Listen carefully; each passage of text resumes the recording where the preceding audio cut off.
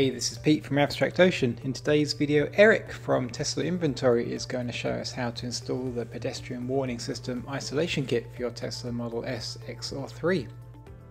So if you turn your steering wheel all the way to the left, this wheel will turn in, allowing you easier access to these clips right here. And in your kit, you will get both a male plug as well as a female plug with the blue plugs right in there already. So if you have a small screwdriver, that will really help, and you can just kind of go through and pop these little rivets just like so, and they come right out. So in addition to that one, there's also one right here that will pop out. There's one right above where the parking sensor is, and right in front of the wheel there's one.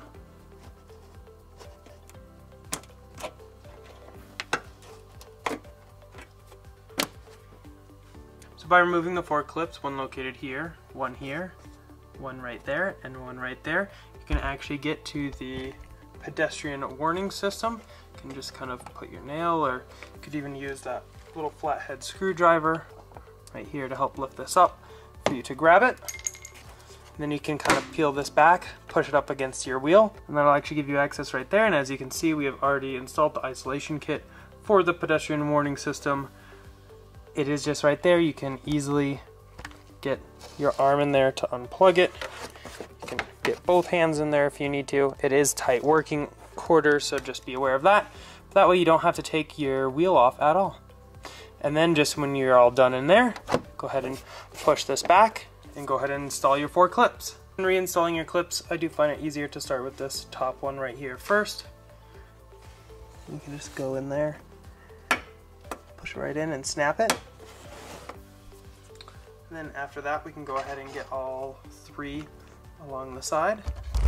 So up here you have your top one, and you have one right below it, and then you have the bottom one, and that's it.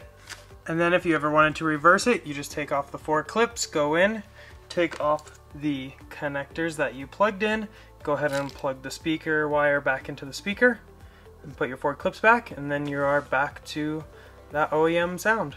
So since this is kind of a tight area, it's hard to accurately show everything without removing the wheel. So we actually shot another video where we removed the wheel and took off the entire fender liner so we could have everything lit up and be able to get a good shot for you guys. So definitely go check that video out if you haven't.